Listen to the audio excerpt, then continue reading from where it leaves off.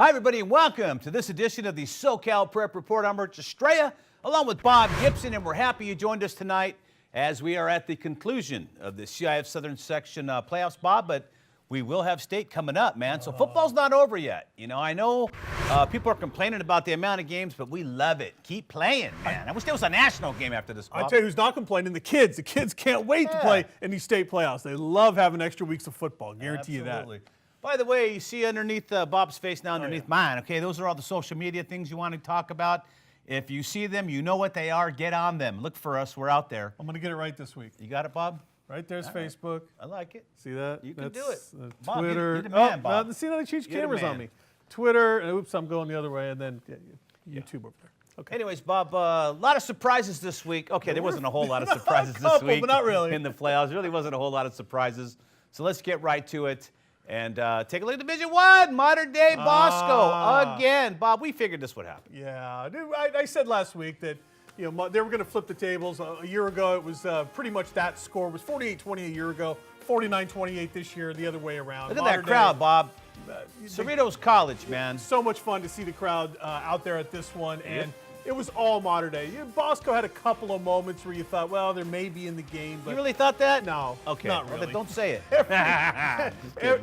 every time Bosco did something right, modern day just countered. Yeah. Big time. This modern day team, I think this is the best team we're ever going to see. I think in Southern California. I have no problem saying that right now. There was never a better football team to take the field than this one right here, and I don't think that's hyperbole whatsoever. No, I don't think so, Bob. I think after basically the way Modern Days ran through their schedule this year, and believe me, Modern Day played a lot of top 20 schools in the country. They did. They didn't duck anybody. They've taken on all comers. They'll take Concord de la Salle coming up, the legendary de la Salle program. And I don't know if they're going to be able to stay with them. We're going to talk about them in just a little bit. You watched them drop 50 on De La Salle. Real quick, Monarchs quarterback JT Daniels, your boy, 19 of 26 for 299 yards, 5 touchdowns, Bob. Yeah, 5 touchdowns. And Amon-Ra St. Brown, who is the #1 wide receiver recruit in the nation and undecided still where he's going to go. You don't think the colleges are lined up, especially after looking at the highlight reel in this one. St. Brown just completely dominated that very good St. John Bosco backfield. There's a lot of D1 kids at Bosco. A lot of kids going D1 there. St. Brown just made them, just carved them apart. Just had a day. St. Brown had a nice day, 8 receptions, 150 yards and a touchdown. But Brew McCoy, 4 receptions, 66 yards, and 3 touchdowns. They were doubling and tripling Brown, right? Quietly, I've been watching Brew McCoy for a couple of years now, and this kid, every time he's on the field, he makes plays. Yeah. And now they've really isolated him as one of those top wide receivers on that team. As a junior, he's going to take over me the #1 guy next year as a senior at Modern Day. Bob, here's another kid who they're going to be lined up with offers for him. Bob, this is your beat, Modern Day, that Trinity League. So is this guy related to Colt McCoy? I don't think there's any relation. You there. sure about that? No All resemblance. Right, just check. You never know about that stuff. You have a name like kind of an odd name at the same school. You know, usually they follow. Okay, it's a parochial school. His given name is Horace. All right, but he goes by Brew. Very good, very good. For Bosco, just not a lot to be happy about in this game. There was 12,000 people there, Bob, and I think they should keep the final at Cerritos College. They did fine this year. I know Anaheim Stadium's under renovation right now, trying to keep up with the Cronkies of the world. Bob, your boy. They're gonna. But again, they sold 11,976 tickets, and there was only 12,000 seats available. So 26 people. I mean, 26 more, and you have Where were you? Absolute shutout. You were supposed to be there. I was home in bed, man. All right. Come on. Problem, you know how that goes, Bob. There's the 12 right here. I was there. I was on the field watching like everybody else.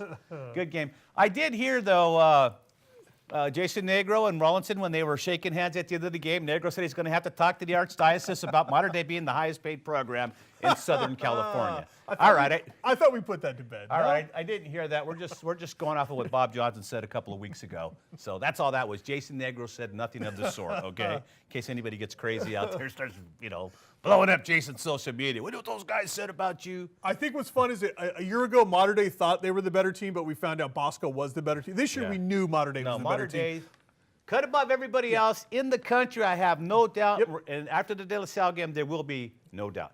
Let's go to Division II now and check it out, see what's happening there.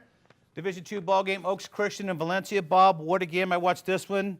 Valencia headed into this ballgame averaging 55 points a game. They were held at just 19. They did have their opportunities. It didn't materialize. Oaks Christian, 11 sacks, Bob, in one game. That's got to be a record of some kind. I saw that it was 12, actually, was what I saw. But you're 11. You gonna split hairs, man? Doesn't Really? matter. Doesn't Seriously, matter. Bob? Oaks completely dominated defensively in this game. Kept that Valencia offense off the field. Oaks Christian, what have I been saying for weeks now? Playing the best football of the season. They're playing all now. right. Oaks Christian, especially on the defense. Didn't do much offensively here. It was a defensive battle. But on that defensive side, wow. I mean, to come up with 12 sacks and to keep that Valencia offense down like that, what a job by this Oaks Christian school. This came down to a 27-yard field goal by A.J. Culhane of Oaks Christian to give them the victory. This is after Valencia, I believe, scored a touchdown with like a minute to go. But they left way too much time on the clock, and this is what happened. Don't forget, Oaks Christian beat Edison, Upland, who I thought Upland was the class of the division. I thought Upland was going to be a runaway winner in this division. I did. Upland, and then Valencia in the playoffs. So, I mean, you're talking about if you can make that kind of a run, congratulations to Oaks Christian. You deserve it after that kind of a 3-game run. Head coach Jim Beckert of Oaks Christian, this is his 5th CIF championship. He won his previous 4 at Westlake High School. Matter of fact, you know what's so funny? Westlake High School, I believe, is it Westlake and Oaks Christian, they abut each other. Literally, you could spit from one campus to the other. Yeah, they're always stealing each other's footballs when they go over the fence. They don't give them back. They don't throw them back over the fence, Bob. That's the greatest rivalry in Southern California right because of how close those two schools are. Yes, absolutely. So, anyways, they're very close in proximity, and as we saw, very close in talent-wise. 20-19 game. I mean, you can't get closer than that. Crazy. Not really. Crazy. All right, Division III. Let's have a look, see what's happening down there. And the Division III ball game, and it was a good ball game. Rancho Verde and St. Francis, Bob. You know, it was just too much. Luis Santiago ended up kicking a 37-yard field goal with no time to win. But St. Francis, you know, these are the guys. They had taken the lead with a minute to go, but it was too much time. Just too much time on the clock. Now, get this, Bob.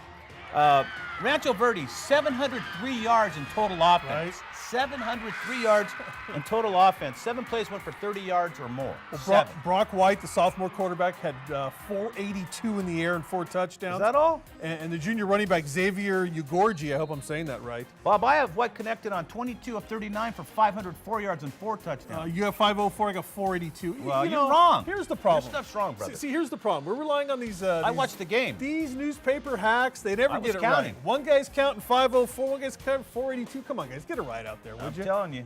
Either way, this kid threw the heck out of the ball. And Ugorgi, I have him for 216 yards, at least this source I was using, and a couple of rushing touchdowns. So, Rancho Verde winning its second big win. CIF football championship. Their first one came in 2011. So they're on a roll right now, Bob. They're on a roll. Oh, big time. Big time. They're waiting to play in state. Cameron Woodson had 7 receptions, 132 yards and a touchdown. Also had a big game for Rancho Verde, man. Just taking it to him. But he actually had a pair of touchdowns. Good to see it. Good game, though. You just can't complain about that, Bob. Very nice ball game. All right, let's continue on. Let's go now to Division IV, where, man, what a monster game. We knew it was going to be, but Cajon and Downey, Bob, 54-28. It was Downey's home game. Here's some of the highlights. Cajon was led by junior quarterback Jaden Daniels. He had 278 yards rushing, 261 yards passing, Bob. This guy was busy. He's like Russell Wilson, except he's like 6'5", 300 pounds. And, oh, by the way, the most impressive stat of Daniels, 8 touchdowns, Bob. Just one short of the national record. Involved in all 8 of the touchdowns. 4 rushing, 4 passing. These two teams combined for 1,150 yards of total offense. Crazy numbers. This game was 54-28, but Downey actually led 14-7 with 4 minutes left in the first quarter, Bob. But that was it, man. Once Daniels, look at this guy. He's just nuts, man. He reminds me of myself on my playing day. You know what I mean? I was all over the place. They just took off at the end here, and then Downey just couldn't keep up. Just could not keep up offensively. That's Anyways, all it was. Barack Ross, 23 rushing attempts, 145 yards, and 3 touchdowns for Downey. Downey's been in the finals 3 times since 2012, Bob. So Jack Williams, head coach, great guy, doing a great job over at Downey. And, man, this division was crazy this year. This Division 4 was just loaded. This was a great division. And you mentioned it. Yeah, Downey's on the map big time. Downey's one of these programs now that is right. We're gonna be in your face every single year. They're always going to be part of the equation. So congratulations to Downey. Falling short in this one, but what a season. And by the way, that stadium you're seeing right there is just beautiful, man. It's an awesome stadium. Downey got one of the newer ones. They don't have the newest one in the area, but Downey and Warren both got new stadiums about maybe 7 or 8 years ago, and they look great. They're like college stadiums. Fun to see those new stadiums like that. Awesome. All right, hats off to Cajon, 54-28 over Downey. All right, division, what are we going, Division 5 now, Bob? Five. Your boys at Paraclete. Paraclete, man. For those of you that really want to pronounce it. There you see Moore Park. Yeah, man. Brevin White, the quarterback for Paraclete, had 4 touchdowns, 193 yards passing. He's heading to Princeton, Bob. To Princeton. He's taking his talents to North Beach, Princeton, New Jersey. You gotta like that. Paraclete's second consecutive CIF title after winning Division 6 last year. And running back Amir Bankhead. Look at this guy. Bankhead had 158 yards rushing, 2 touchdowns.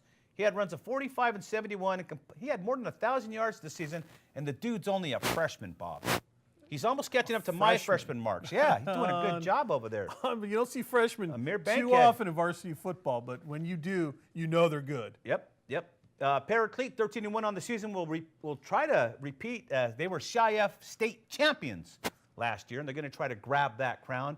Good luck to those guys, man. Paraclete, on your way, baby. Representing Southern California. Just one loss on there. We're going to talk a little bit about that loss because there's a crossover here. When we get to the state pairings, we'll talk a little bit more about that because there's an interesting crossover with that one loss for Paraclete this year. All right, before we break off to the city section, let's take a look at Division 6 and see what's doing in Division 6. Bishop Diego, Golden Valley.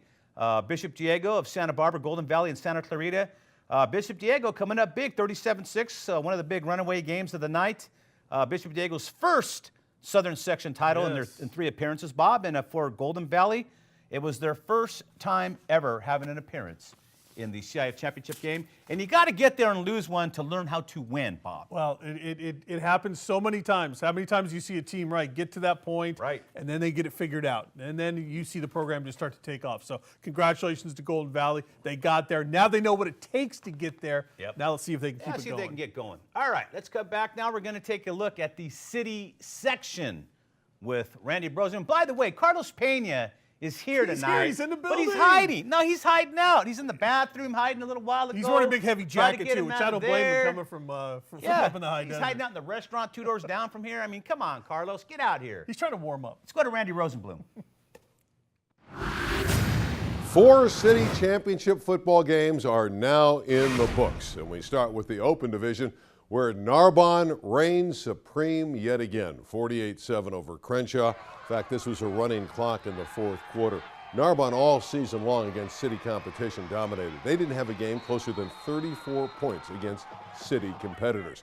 Jamar Jefferson was fabulous in the backfield for Manuel Douglas's team, 187 yards and 3 rushing touchdowns. The transfer from Redondo has been tremendous all season long. Jalen Chapman, the senior quarterback who piloted the team to a city title last year, does it again with 242 yards in the air and 4 touchdowns. 2 of those scores to the junior wide receiver, Steve Jenkins.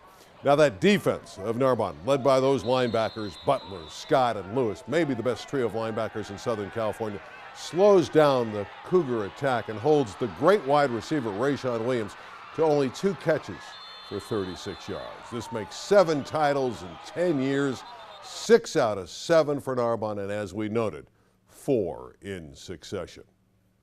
Division 1, San Fernando, the number 1 seed, taking on the 6th seed from Dorsey in the championship game, and this was San Fernando's football game.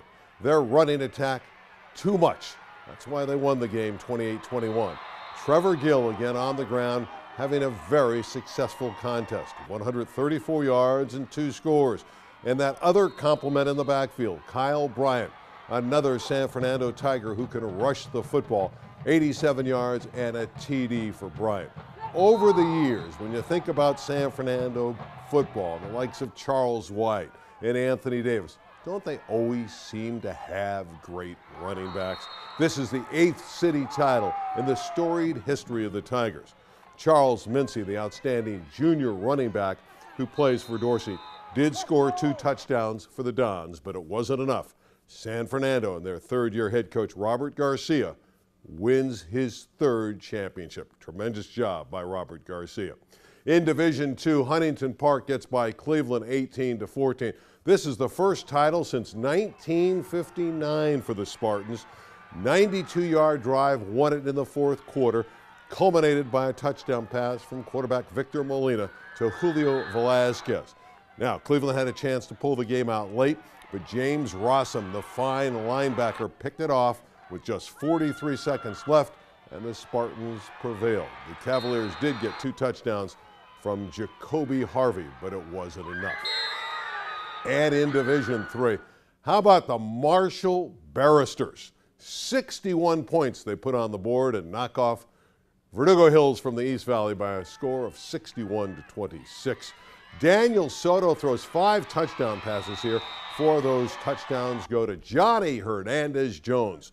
Verdugo turned it over too many times, 4, and that you can't do that in a championship game. 3 of the interceptions, by the way, were returned for touchdowns. Long scores for Carlos Medina and Pablo Garcia. They also had a fumble recovery for a touchdown by Gary Chu of 48 yards, and Riney Rangel had a 96-yard kickoff return for the score.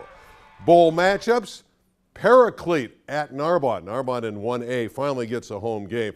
Paraclete averages 46 a game. Narbonne averages 45 a game. Dean Harrington, the coach of Paraclete, a few years ago had back-to-back years where he played Narbonne when he was in Alameda and beat the Gauchos. The other 2 games are Crenshaw at El Camino in Oceanside, and Huntington Park will play Vincent Memorial. But we're all talking Narbonne. They have won 4 consecutive city titles. Now let's go back to Santa and his helper, better known as Rich and Bob. Thank you, Randy. And guess you're my helper, huh? I guess so. Ho, ho, ho. Oh, everybody. Merry Christmas, Santa. Hey, interesting stuff in the city section, especially in the state. Sure. Narbonne and Paraclete. Are you serious? I like that matchup. That is a great Why do you like that matchup? I love that matchup. It's not even fair. No. Not even fair. Paraclete's only loss this year to Helix. Helix is in the state see. tournament as well. We'll see, man, if you say so. I love these matchups. These are the fun ones. All right, before we go to Carlos Peña, let's go to Division 6 real quick and have a quick look and see what's happening with El Medina and Don Lugo, Bob, in the finals. Scott Trumbo got his CIF championship. Trumbo got his stuff, but you know what? I don't think Scott went to the game. I didn't see no highlights from him. Come on, man. Man, where were you, Scott? Listen, El Medina used to be a power. They won like 5 titles between 78 and 84, whatever it was, but I don't know what's going on with Bishop Diego and Golden Valley. We already saw that one. There were some lean years, is what you're trying to say, at El Medina for a while there. There but they are back. There we go. They are back. El Medina over Don Lugo, 35-7. And that's a big win for that program. Because you're right. For so many years now, Villa Park has been the team in that neck of Orange County. And they're good. The Villa Park's still a good program. But now we're seeing a program like El Medina come back up and match that as well. So that's good to see that Central Orange County area is back on the rise now again. For Elmo, they're 6th. They garner their 6th CIF championship, which is pretty good if you ask me. Absolutely. They've been running well. El Medina quarterback AJ Esperanza, 9 of 14, 160 yards and a touchdown. He led Elmo to the finals. Nice, huh? Like that. All right. Big win. Trumbo's happy. Now we're going to come back, and we're going to go ahead, and since Carlos won't come out here with us, let's go to his piece. Going to talk about the high desert. Hello everybody and welcome to this week's SoCal Prep Report. I'm Carlos Peña and I'm bringing you championship football. Tonight, Division 13 championship game as Silver Valley takes on Orange. Let's take it to the action now. First quarter action, Panthers strike first with this pass from quarterback Jason Wilkinson to Jordan Schmidt for a touchdown. 2-point conversion attempt was stopped by Trojans Joseph Thomas, 6-0 Panthers. Still in the first quarter and Panthers Anthony Garcia intercepts the screen pass. Panthers ball. Under a minute left in the first quarter, and Panthers' Jason Wilkinson connects with Jordan Schmidt, who makes a diving catch, setting up Joseph Martinez with a 2-yard run for the score. Point after is good, 13-0 Orange. Trojans quarterback Anthony Brown rallies his troop with his much-needed run up the middle. Same series, and Anthony Brown makes his way through the field for this 30-yard run, touchdown Trojans. Lillian Greenslade point after was perfect, 13-7 Orange. Second quarter, and with 7 minutes left, Panthers' Jason Wilkinson keeps the ball for a 3-yard run. Point after is good, 27 Panthers. Second half starts offbeat as bad officiating ruled E.J. Ane down, while Anthony Brown clearly kept the ball and had a clear path to the end zone. Officials ruled a first down. Later in the series, Trojans pulled the same play as Anthony Brown ran the ball to the 5-yard line. On the next play, they call on the big guy, E.J., to smash and spin his way into the end zone. Point after was no good, 2013 Panthers. 4 minutes left in the third, and Nick Guzman would extend the lead to 10, 23-13 Panthers. Top of the fourth quarter, and Trojans come right back as they call on the big guy, E.J. Ane, to get them within striking distance. 23-20 Panthers as Lydian Greenslate got them within 3. 5 minutes left in the game, and Jason Wilkinson looks to close things out with his perfect pass to Jordan Smith. Point after was good, 30-20 Panthers. End of the fourth, and Panthers with the ball take a much-deserved knee and end Silver Valley's Cinderella season. Jason Wilkinson finished the night with 22 of 30 passes, 310 passing yards, and 2 TD passes. Running duties go to Martinez with 2 touchdowns. The Panthers finished their season with a well-deserved championship after a long, hard season. No other way to finish it out than to bring home the gold. Rich Bob, that completes this season. Back to you in the studio.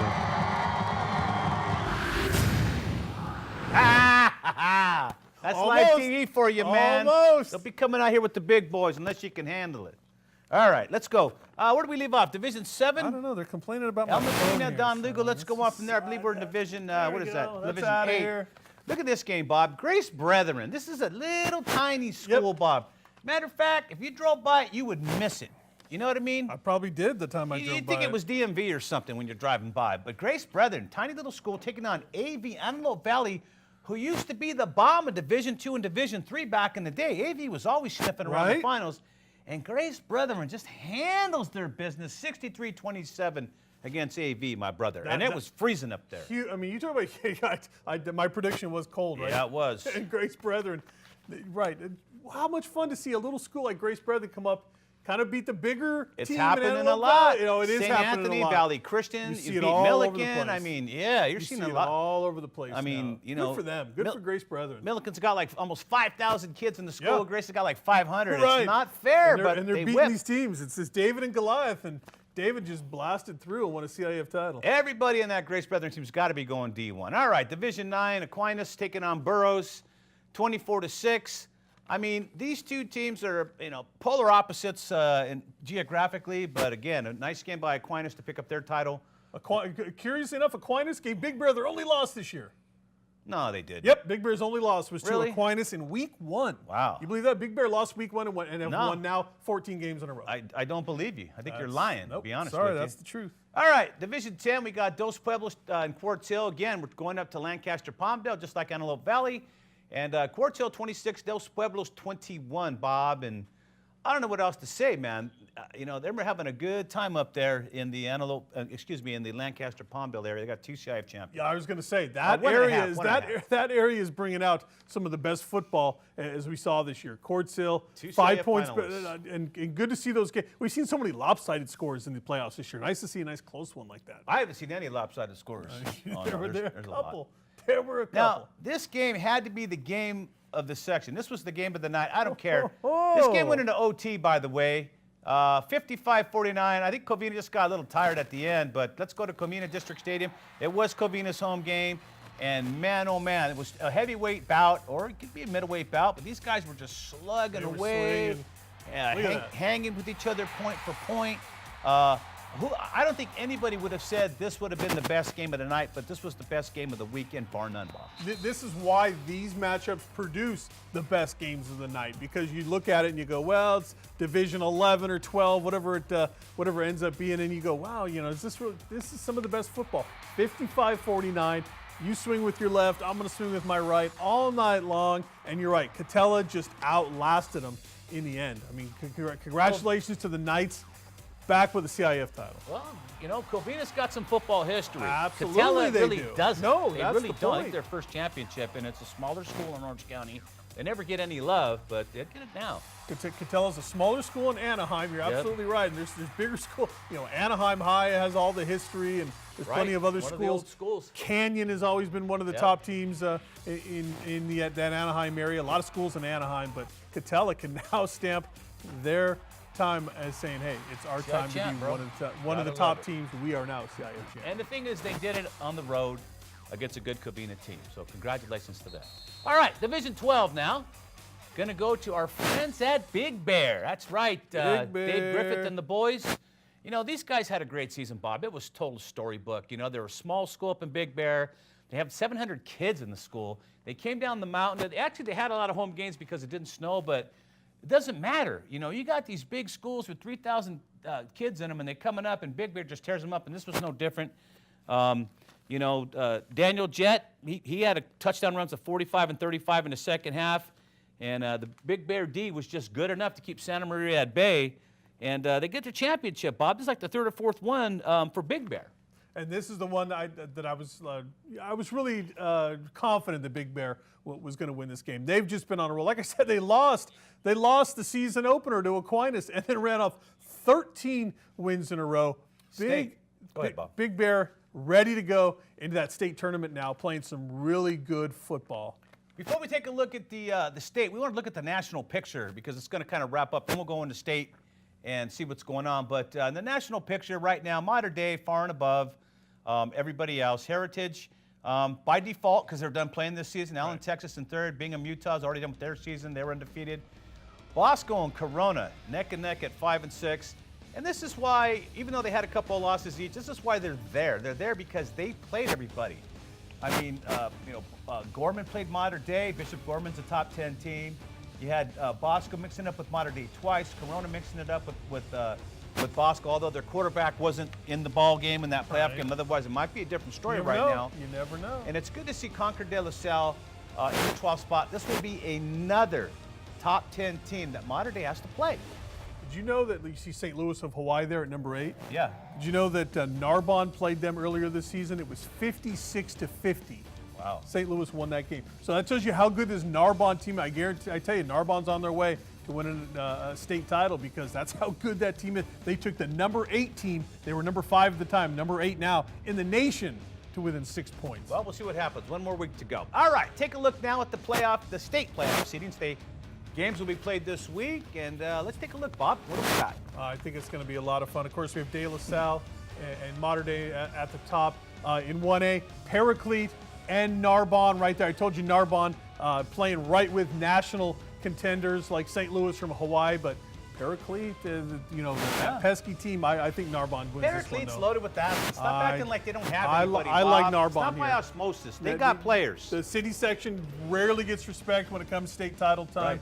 I think they. Do you blame them, though? They don't win. I think they're going to earn their respect here in this one. I think Narbonne goes on and wins this one. Continue on. Let's go to Division 1 AA now. Got Helix and Oaks Christian. This is a good matchup, Bob. Yeah, this is a very good matchup. I told you about Helix, 12-1 on the season, and beat previously undefeated Mission Hills 26-19 to get to this point. And Helix lost to Paraclete earlier this season, 23-6. So what does that tell you about this? So Oaks Christian, I think, wins this game because they're just playing such good football right now. I like Oaks here. We'll see about that. Let's continue rolling on. Take a look at our next division, and we're going to see a Division 2A. Aquinas 14-0, Grace Brethren. I don't know, Bob. This is a very good game. Well, went to 2 overtimes to beat Silverado in the semis 37-31. Did Grace Brethren and then beat Antelope Valley 63-27 to get to this point. Yeah. But Aquinas got it together late. Aquinas looks to just be a notch above everybody else in this division. We'll I see. like Aquinas here. I'm sure they could beat the Rams. They might. They're Rams, brother. They might right now. All right, 3A. Spring Valley, Steel Canyon taking on Elmo. Wow, what do you know about Steel Canyon, Bob? Steel Canyon, they have the second most losses of any team that get into the state tournament with 4 losses. We actually have an 8-5 team. Okay, beat Ramona 33-29 to get to this. All right. I like El Medina. Division 1 real quick. Let's have a look. We got Modern Day taking on De La Salle, but that's going to be in 2 weeks. So I guess we don't have to look at right now. But it's the only division, the open division is the only one where you don't have a play-in. What do you think of that matchup, Bob? I just think Modern Day is just so much better than everybody. All right. I don't see De La Salle getting within 3 touchdowns. We'll see about that. Everybody wants us to wrap it up. Social media at the bottom. Right Get there. on it. Just Right get on there. it, baby. Just let us know what's going on. All right, that's it for this week's edition of SoCal Prep Report. On behalf of Bob Gibson, I'm Rich Estrella. And on behalf of the cast and crew here, so long until next week. Get out and see some games. There's plenty to see.